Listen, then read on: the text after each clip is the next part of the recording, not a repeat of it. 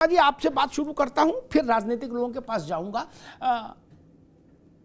इस अविश्वास प्रस्ताव से विपक्ष को क्या हासिल हुआ?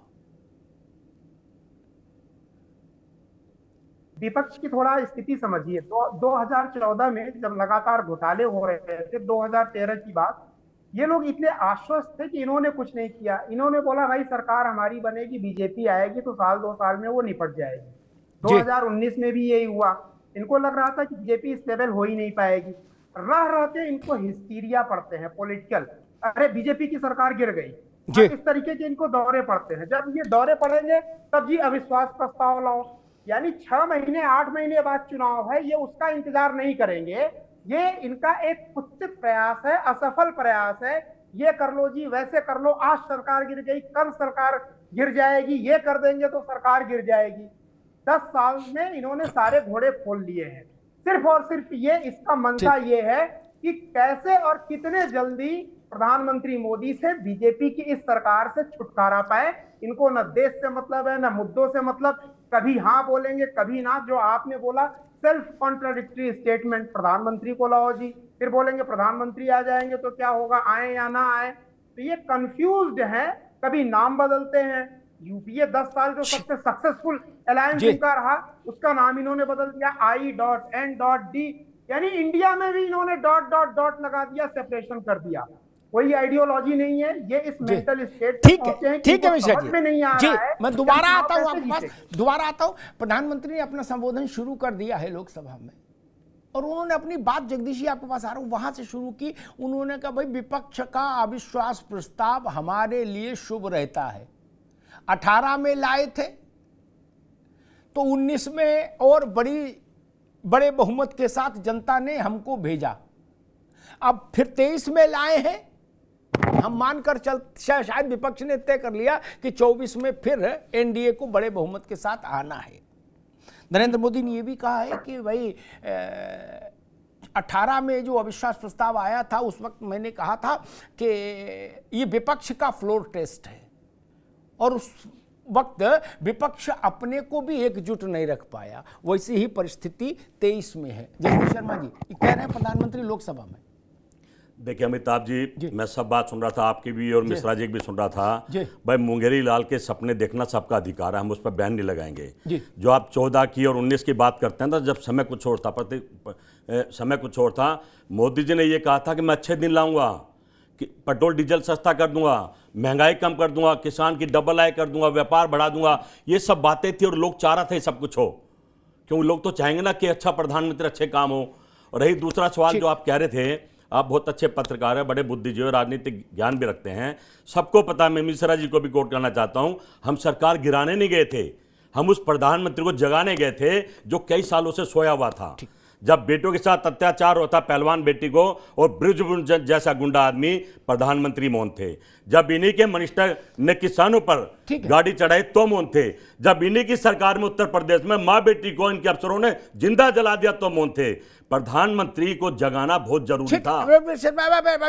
ठीक जगदीश जी, ठीक, दोबारा में आते हैं। आप बात आ गई कि जो बात सब कह रहे हैं वही आपने कही, कांग्रेस में हम प्रधानमंत्री को जगाने आए। ठीक है, वेकअप कॉल है, ठीक है, अच्छी बात। मुझे लगता है, अभिषेक जी का भी स्वागत है, अभिषेक वाजपेयी जी समाजवादी पार्टी के प्रवक्ता, उनका स्वागत। मुझे लगता है थोड़ा सब लोग हिम्मत करो, भाजपा सपा बसपा कांग्रेस जितने भी पार्टियां हैं जिनकी सरकार है कहीं, और एक नियम बना लें जहां स्त्री के साथ अत्याचार हो, पहले सामूहिक बलात्कार, निर्वस्त्र करके ही बार, अधीर रंजन जी निर्वस्त्र पर ज्यादा जोर दे इसलिए मैं कह रहा हूं, हो 14 साल की बिटिया, फिर उसको जिंदा भट्टी में डाल के फूंक दिया जाए। इस घटना से लेके ऐसी घटना देश में कहीं घटे, मणिपुर में घटे, चाहे राजस्थान में घटे, चाहे कहीं घटे, एक पैमाना तय कर लो कि प्रधानमंत्री बोलेंगे सरकार बर्खास्त कर दी जाएगी, वो गहलोत की हो वो मणिपुर वाले की हो, इससे फर्क नहीं। तैयार हो अगर हैं तो आओ, अभी तय कर लेते हैं इस बात को। अभिषेक वाजपेयी जी ठीक बात है ना, नपना एक कर लो कि प्रधानमंत्री दखल देंगे जहां ऐसी घटना घट जाएगी, ठीक, फिर स्टालिन की सरकार हो वो भी जाएगी, ममता जी की हो वो भी जाएगी, नीतीश की हो वो भी जाएगी, अच्छा पीएम की हो वो भी जाएगी। अरे रुक जाओ भाई, प्रधानमंत्री की सरकार में कानून व्यवस्था राज्यों का विषय है, ये समझ लीजिए। पहले आप थोड़ा वो संविधान, मुझे पूरा ज्ञान है, नया नया नहीं है, रुक जाओ, नया नया नहीं अरे है रुको भाई, आपका पैमाना जो हमें मंजूर है, मैं बोल रहा हूँ, बताइए आगे क्या करेंगे। अरे रुक जाओ भाई, बिहार में एक महिला को पूरे गांव ने निर्वस्त्र करके पूरे गांव में घुमाया, अभिषेक जी, क्या जो स्थिति मणिपुर में बनी वही बिहार में बनी। मणिपुर में इंसर्जेंसी है, बिहार में बिना इंसर्जेंसी के वो घटना बन गई। क्या इस अविश्वास प्रस्ताव की इतने घंटों की बहस से ये हम देश को ये मिल सकता है कि नारी अपराध, नारी के विरुद्ध अपराध पर एक नपना हो जाएगा? क्या एक सी सजा उस राज्य सरकार को मिलेगी, उस राज्य सरकार के मुख्यमंत्री को मिलेगी, किसी पार्टी को हो? अभिषेक जी। धन्यवाद आदरणीय अमिताभ जी। सुनने में तो बड़ा अच्छा सा लगता है जी, लेकिन अभी आपने बात कही जब एक ही नपने की जी, तो जब जनता के मैंडेट को ही नहीं माना जाता है तो कौन से नपने की आप बात करते हैं? आपको याद दिला दूं कि अगर मध्य प्रदेश में अगर आप देखेंगे तो कांग्रेस को बाकायदा जनता ने मैंडेट दिया, कैसे जोड़ तोड़ करके सरकार बनाई गई, तो या किसी से छुपा हुआ नहीं है। मैंडेट दिया गया, कुछ लोगों ने बाकायदा सब जगह पे गठबंधन करके एक सरकार चल रही थी। कैसे भारतीय जनता पार्टी के लोगों ने 2024 को देखते हुए कैसे सरकार तोड़ी और जिनके ऊपर दोष देते थे, भ्रष्टाचारी हैं, पापी हैं, बहुत सारे चीजों से नवाजा जाता था उनको, आज वो भारतीय जनता पार्टी में आकर के वो दूध के धुले हो गए। तो कौन से नपने की बात? देखिए, नपने की बात तो उस जगह पे होती जब हम जनता के मैंडेट को, जनता के आशीर्वाद को हम पूर्णतः समर्थन दे और माने उस चीज को, तो बात आती है। अब बात आती है फ्लोर टेस्ट की। फ्लोर टेस्ट देखिए, जब आदरणीय प्रधानमंत्री जी, पहले तो प्रधानमंत्री जी कहते थे, जब आज स्वयं प्रधानमंत्री हैं तो उनके मुंह से कुछ भी नहीं निकलता है। जब आदरणीय मनमोहन जी प्रधानमंत्री थे तो वो कहते हैं गूंगों की तरीके से चुपचाप रहते हैं वो। आज प्रधानमंत्री जी क्या है, वो क्यों नहीं प्रतिक्रिया करते हैं? बात जब महिलाओं से लेकर ठीक है, दोबारा मैं लौटूंगा, इमरान लतीफ के पास भी चलूंगा। ये इच्छा जितने लोगों की है, राजनीतिक नेताओं की, कार्यकर्ताओं की, प्रधानमंत्री जी मोने आज 1.5 घंटे से ज्यादा बोलेंगे, क्या तबीयत भर के सुन लीजिए, जी भर के सुन लीजिए, ठीक। ये सवाल फिर कल से बहस में नहीं उठा, प्रधानमंत्री बोले नहीं, खूब बोलेंगे, सब विषय पे बोलेंगे, सच बोलेंगे। अब यार मेरे शो में रनिंग कमेंट्री नहीं होती जगदीश जी, ठीक। आप पहली बार आए, जब आपसे पूछे तब रनिंग कमेंट्री मेरे शो में नहीं। इमरान लतीफ, आपकी पार्टी को सबसे बड़ा झटका लगा इसी हफ्ते।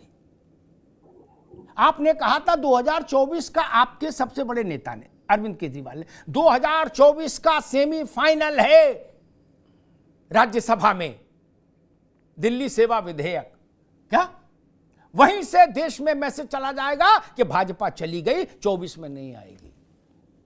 एक जगह नहीं कहा अरविंद जी ने, ये बात कई जगह कही, जहां भी गए वो पिछले कुछ दिनों में यही बात दोहराई। उसका सेमीफाइनल का रिजल्ट आउट हो गया, आज फाइनल का रिजल्ट आना है। नहीं, अब 24 को कैसे देखें, उसी अरविंद जी की कसौटी पर। इमरान भाई। देखिए अमिताभ जी, आपको नमस्कार, आपकी जी सब साथी पैनल को नमस्कार। जहां तक आप जिस विधेयक का जिक्र कर रहे हैं और जिस तरीके से देश के सर्वोच्च न्यायालय की संविधान पीठ के फैसले को पलटकर अपनी वाहवाही करने का काम भारतीय जनता पार्टी कर रही है, केंद्र सरकार कर रही है, ये देश की जनता देख रही है। और ये ध्यान रखना चाहिए कि सबसे बड़ी अदालत भी देश की जनता ही होती है। एक चुनी हुई सरकार को पंगु बनाकर भारतीय जनता पार्टी की केंद्र सरकार दिल्ली में सत्ता हथियाना चाहती है। ये एक नया तरह का प्रयोग है कि जब तो आपने उसको सेमीफाइनल क्यों बताया था? क्यों बताया था सेमीफाइनल? ये तो आप ही ने बोला था, अरविंद जी ने बोला था ना, नहीं बताना चाहिए था सेमीफाइनल, जब आपको पता था हार जाएंगे। काहे को बताया सेमीफाइनल? जनता के सामने। अरे जनता के लिए नहीं भाई, राज्यसभा के लिए बोले सेमीफाइनल। अरविंद, मैं वही तो निवेदन कर रहा हूं। तो क्या अब आप लोकसभा चुनाव नहीं होने देंगे क्या? अरे मैंने क्या कहा, आपने क्यों बोला सेमीफाइनल? अब आप कह रहे होगे मामला वहां का था ही नहीं, संसद का मामला तो जनता की अदालत का है, लेकिन आपने उसको सेमीफाइनल बताया। मैं वही तो निवेदन कर रहा हूं, मेरा प्रश्न सेमीफाइनल हुआ, मैं तो बता रहा हूं सेमीफाइनल हुआ। ये बात किसने कही थी कि ये बिल गिर जाएगा राज्यसभा के अंदर? क्या एक बार भी ये स्टेटमेंट आम आदमी पार्टी की तरफ से दिया? केजरीवाल ने कहा गलत बात। अमिताभ जी कम से कम बात रखने का मौका दीजिए, बात रखने का मौका दीजिए, 30 सेकंड का मौका, 35 सेकंड का मौका दीजिए। ये बात किसने कही थी?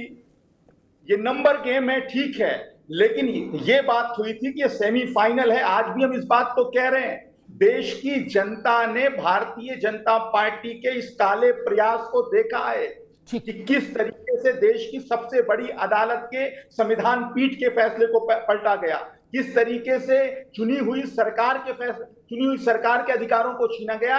जनता ने जो फैसला आम आदमी पार्टी के पक्ष में दिल्ली के अंदर आम आदमी पार्टी की प्रचंड बहुमत की सरकार बनाकर दी थी, उस फैसले को भारतीय जनता पार्टी ने पलटने का काम किया इस काले बिल के जरिए। तो जनता के फैसले को भारतीय जनता पार्टी ने आज पलटा है। कल जनता 2024 भारतीय जनता पार्टी को पलटेगी, तब हम बताएं। ठीक है इमरान लतीफ, ठीक है, ठीक।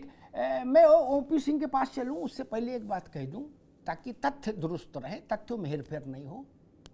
अरविंद जी, ममता बनर्जी, हेमंत सोरेन, केसीआर जहां भी मिलने गए इस विधेयक को लेकर, उन्होंने वहां ज्वाइंट प्रेस कॉन्फ्रेंस की। अखिलेश यादव लखनऊ, उस ज्वाइंट प्रेस कॉन्फ्रेंस में कहा सारे विपक्षी दल एकजुट होकर राज्यसभा में भाजपा को हराएंगे। क्या? और वो सेमीफाइनल होगा, वहां से मैसेज जाएगा देश में, भाजपा गई 24 में नहीं आ रही, ये बोले हैं। ठीक, शब्द गायब नहीं हो सकते आज के दौर में, वो रहेंगे हमेशा। फिर क्यों नहीं हराया? आप कह रहे हो कि गणित तो हमको पता ही था, तो पता था तो फिर क्यों बोले? नहीं बोलना चाहिए था ना, ये बोलना चाहिए था हमको राज्यसभा लोकसभा से नहीं, हम तो जनसभा में ही जाएंगे सीधे, तो ये बोलना चाहिए था। इसलिए मैं कहता हूं तथ्यों को देखकर उत्तर दीजिए।